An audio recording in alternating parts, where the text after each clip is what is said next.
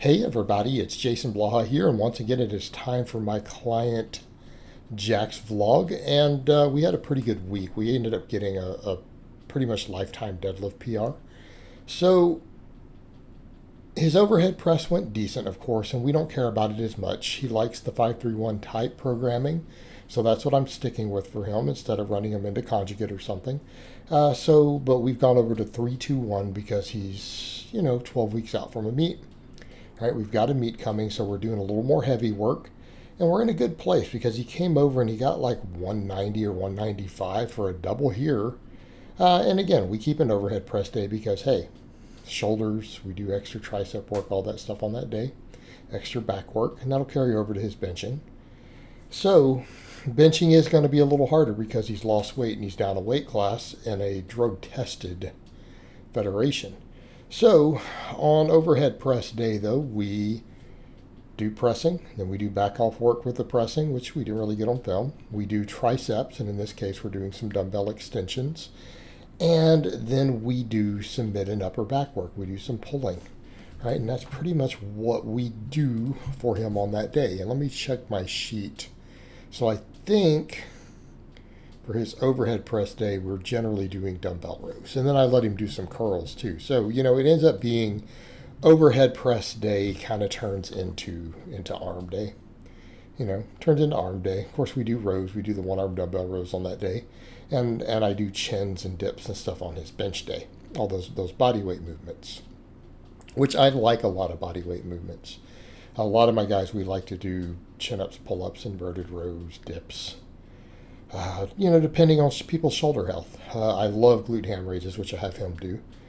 Hanging leg raises. So we do these movements too. I'm big on those things. And I'm all inclusive in this. People are always like, they treat it like I'm a minimalist coach or something. And the reality is I have my people use machines, body weight movements, dumbbells, cables, bands. Right? We do all that stuff. Because we want to maximize hypertrophy, right? Any tool that's useful towards our goals, we use it. But he does his dumbbell rows. And again, he didn't get the curls on camera this week, but I let him do some curls. Because, he cares. He wants arms. It's not going to hurt his bench either. I'm not a big fan these days of supine stuff, but some of my guys like to do it. And if they're younger, then by all means, we knock it out. I'll let a lot of my older guys do supine work, though. A lot of my guys 40 plus are like, no, it's not worth it. But squats went well. He got, I believe, 385 for a triple. Okay, now this is his 1+ week. So again, getting triple, we're in a good place. All right, that means that's 90%, probably 90%. A little grindy there, so yeah, it's probably is 90%. But that means we're up into the 400s, right? We're probably at least 420 on his squat. And I'm having him do hack squats this week. He was doing leg press before, but he has access to a good hack squat machine. So I'm like, let's use it. Let's use it.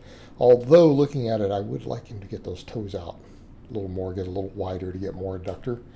Now that I'm looking at the footage from this week on it. But, otherwise we're good there. It's fine. So we do that. We do ab work on that day. So we squat. He does hack squats or leg presses, and then we do ab work. He does some hanging leg raises and things. And again, his volumes are pretty high on these lower body movements. So again, we're not doing that many movements because we do have a second lower body day. And the volume deadlifting does work quads and stuff again. And glutes. So we have to be aware of that. So again, drug-free lifter. So benching, he only got 1 rep here, and I laughed, and I'm like, you could have got a double. He's like, I know, but it's a psychological hang-up. He goes, I have never repped over 300. I'm like, but you had it. He could have got it. And then he does his, 5x5 back off at 70% of those training maxes. But, he could have got a double there, in my opinion. Again, I think we can look at the bar speed and say, yeah, he could have got 2. So we know his bench is probably in that 315 mark. Now, I believe he benched 330 in a heavier weight class. So, we may be down a little bit there. Now, in an ideal world, we've got time. I'd like to get his pecs and triceps bigger. I think we can probably get a little more. We can get a little more out of his bench.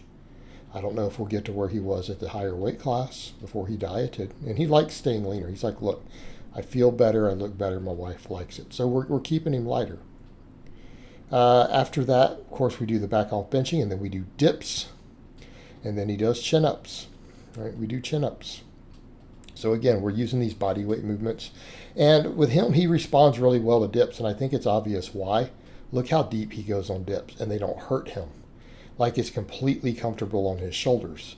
And I think that's the difference. Like he didn't get as much out of dumbbell stuff, and dips seem to do so much more for his bench. But again, it comes down to anatomy and his ability to really comfortably do dips. Dips are a great exercise unless they hurt your shoulders or your sternum. Right? He just got that great shoulder mobility. They feel good.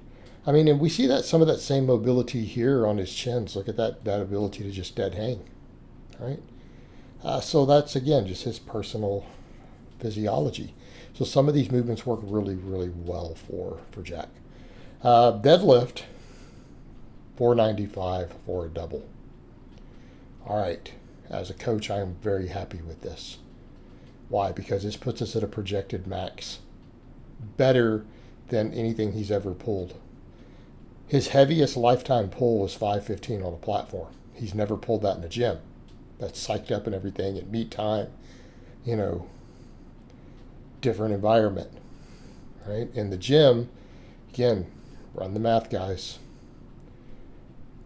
Our deadlift's probably 520, 525 based on that gym lift right now. That double, second rep was a little slow, but we got it and it was clean. Hey, now he did notice he was getting fatigued there. He's like, I couldn't do all my back off sets of deadlifts. I'm like, that's fine. Make up for it on the glute ham raise, which he did.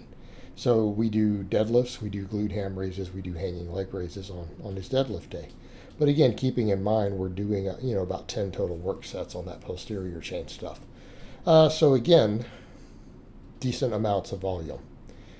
Again, we factor in lifestyle, busyness, recovery, okay, and training 4 days a week. We're kind of at that point.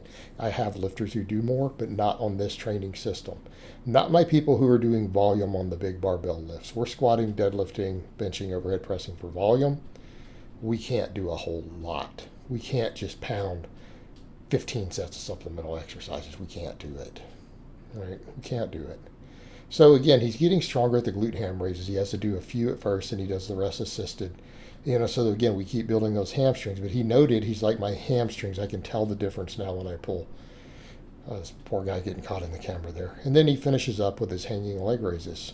So again, we build the abs, build the hip flexors, and we call it a week. All right, guys, but that's really all I have to say on that today. I hope it's been informative, and I'll talk to you guys next time.